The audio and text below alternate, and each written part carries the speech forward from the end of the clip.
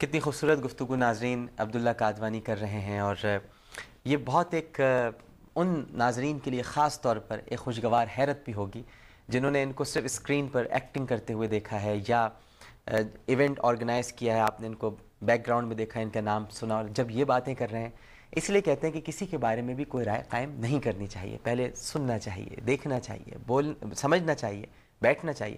کتنا اندر محبت ہے، عشق رسول صلی اللہ علیہ وآلہ وسلم ہے، اللہ تعالیٰ اس کو برقرار رکھے۔ السلام علیکم، السلام علیکم، کال ڈراپ ہو گئی ہے۔ اچھا، ایک سوال کا حصہ رہ گیا تھا، وہ شاید ہم لوگ اپنی باتوں میں نکل گئے۔ بھابھی کا جو رجحان ہے وہ بھی دینی ہے؟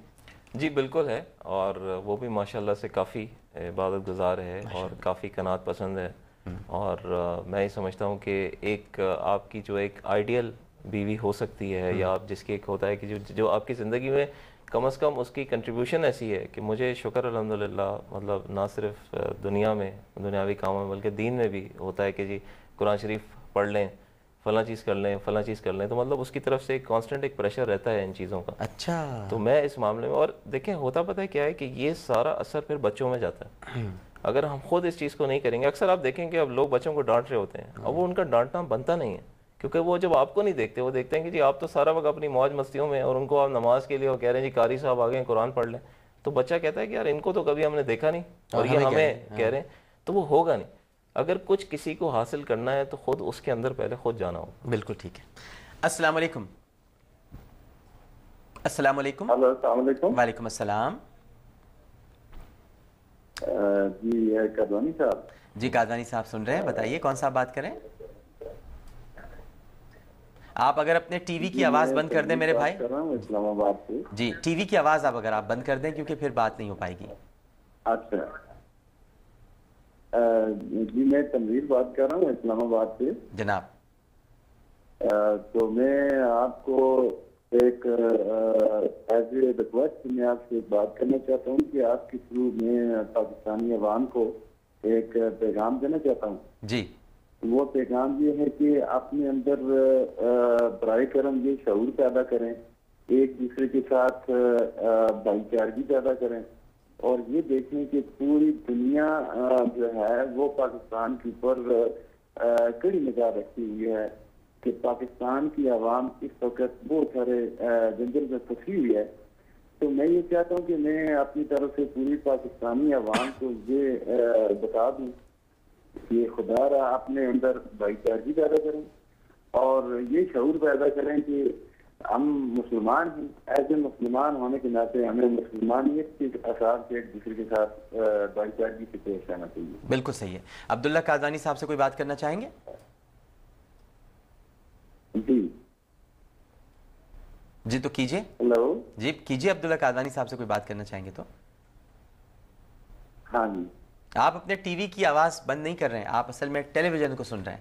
نہیں، میں نے ٹی وی کی آواز بند کی ہوئی ہے، میں صرف یہی دیکھ رہا ہوں کہ بس میری طرف سے یہی پیغام تھا، اور قادوانی صاحب کی اگر بات ہو سکتی ہے تو پلیز بات کرو۔ آپ کیجئے جناب، سن رہے ہیں وہ آپ کو۔ جی السلام علیکم۔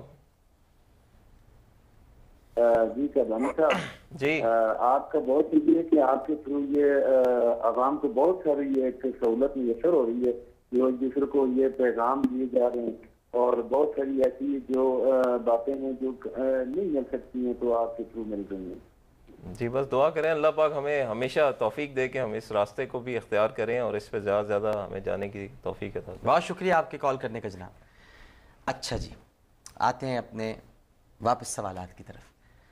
بہت سارے لوگوں نے ابھی ایس ایم ایس کیے، انہوں نے یہ پوچھا ہے کہ عبداللہ قادوانی صاحب کالے کپڑوں میں بہت اچھے لگ رہے ہیں، تو ان سے یہ پوچھ کر بتائیں کہ وہ کیا عموماً کالا رنگ ہی پہنتے ہیں، کیونکہ اس میں نکھر کے بہت آ رہے ہیں۔ اچھا شکریہ بہت، اور میرا یہ فیوریٹ کلر ہے۔ اچھا ٹھیک ہے، اور مجھے اتنا زیادہ پسند ہے کہ، اور اتنی زیادہ میرے پاس اس کی ورائٹی بھی ہے، بلکہ کئی دفعہ لوگ شاید سمجھتے بھی ہوں گے کہ میں اپنے کپڑے ریپیٹ کر رہا ہوں، بٹ بلیک جو ہے نا وہ مطلب میرے پیشن کا بھی شاید وہ حصہ ہے کہ مجھے بہت زیادہ پسند ہے، اور میرے بہت سارے کاموں میں آپ کو جو ہے یہ کلر آپ کے پیشن کا بھی حصہ ہے اور آپ کے فیشن کا بھی حصہ ہے۔ جی بالکل۔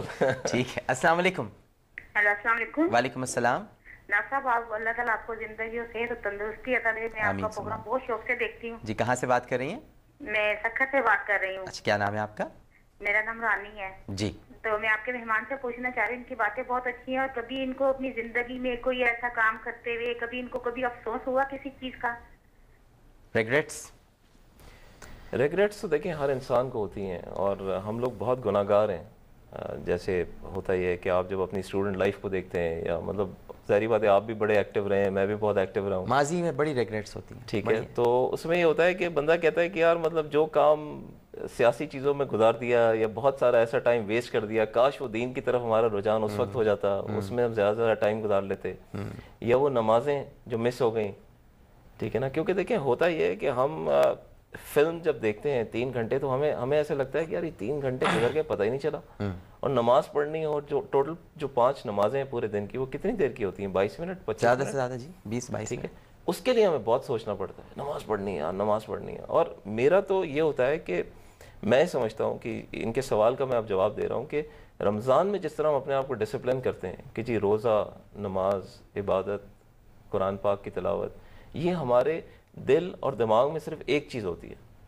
तो हम एज ए मुसलमान, हमारे लिए पूरा साल जो है, ये रहनुमाई जो ये मेहमान हमारा है, ये तो एक हमें बेसिकली ये हमारा रोल मॉडल है, इसको पूरा साल हमें फॉलो करना चाहिए। और ये नहीं होना चाहिए, आप अक्सर देखेंगे इंक्लूडिंग माई सेल्फ, कि जैसे ही रमज़ान गुजरा, ईद की हमने नमाज पढ़ी, उसके बाद कहाँ गई नमाज, कहाँ गई तिलावत, कहाँ गई इबादत, ठीक है ना। फिर दुनिया के उसमें हम मशगूल हो जाते हैं।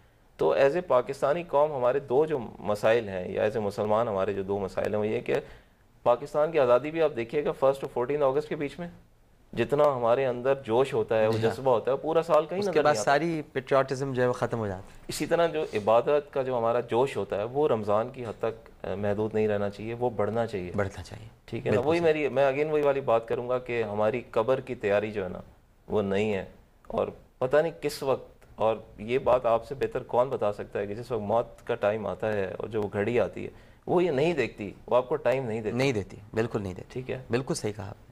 तो बहुत गहरी बात है और बहुत ही सिंपल है, लेकिन जब वक्त आता है नाज़रीन तो फिर वो वक्त नहीं देता, क्योंकि वो वक्त है, वो तो ये नहीं देखता कि ये खूबसूरत नौजवान है, इसके 4 बच्चे हैं, इसका ये सिलसिला है, इसके फलां ये काम बाकी है। वो कहता है जी मेरा वक्त आ गया है, मुझे आपको लेके जाना है। तो वो वक्त से पहले अगर कुछ इस तरह हो जाए कि जी वहाँ के जवाब अब्दुल्ला भाई, वक्त कैसे वक्त को वक्त दे सकता है, क्योंकि वक्त तो खुद एक वक्त है, वो तो वक्त पर ही आया है और वक्त ही पर लेकर जाए, क्योंकि बादशाह वक्त ही है, हम नहीं है, हम अपने आप को समझते हैं हम नहीं है बादशाह। बिल्कुल सही। बहुत खूबसूरत गुफ्तगू हो रही है नाज़रीन, माशाअल्लाह, और गुफ्तगू के सिलसिले को हम अभी जारी रखेंगे। अब्दुल्ला कादवानी साहब हमारे साथ मौजूद हैं, लेकिन हमारा प्रोग्राम है तोहफ़े रमज़ान। आइए प्रोग्राम देखते हैं और प्रोग्राम के बाद फिर दोबारा गुफ्तगू के सिलसिले को यहीं से कंटिन्यू करेंगे।